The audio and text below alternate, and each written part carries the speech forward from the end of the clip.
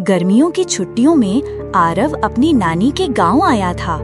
गांव बहुत शांत और खूबसूरत था, लेकिन जैसे ही सूरज ढलने लगता कुछ अजीब सा माहौल बन जाता। हर शाम होते ही गांव वाले अपने दरवाजे खिड़कियां बंद कर लेते और कोई भी बाहर नहीं निकलता। आरव ने हैरानी से अपनी नानी से पूछा, सब लोग इतने डरते क्यों हैं? नानी की आंखों में डर साफ झलक रहा था। वो धीमे स्वर में बोली, इस गांव में रात को परछाइयां चलती हैं। उस रात आरव की नींद खुल गई और उसने खेतों में किसी को चलते हुए देखा। लेकिन अजीब बात ये थी कि उस शख्स की जमीन पर कोई परछाई नहीं थी। अगले दिन जब आरव ने ये बात अपने दोस्त रघु को बताई तो रघु हंसते हुए बोला, तू भी ना, ये सब वहम है। लेकिन उसी रात रघु गायब हो गया।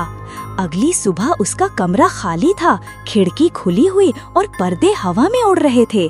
गांव वालों ने कांपते हुए कहा, उसे परछाई ले गई।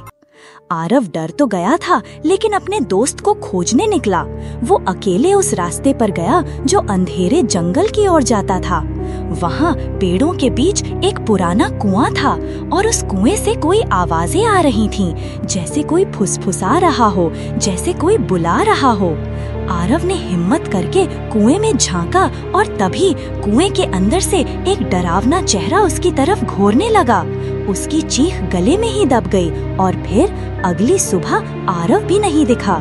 जब किसी ने उसे देखा तो वो अंधेरे में छिपा हुआ था और उसकी आंखें पूरी तरह काली हो चुकी थीं। अब वो भी उसी परछाई का हिस्सा बन चुका था। ऐसे ही वीडियोस देखने के लिए सब्सक्राइब करें हमारे चैनल किस्से कहानी को, जहां हर कहानी के पीछे छिपा है एक रहस्य।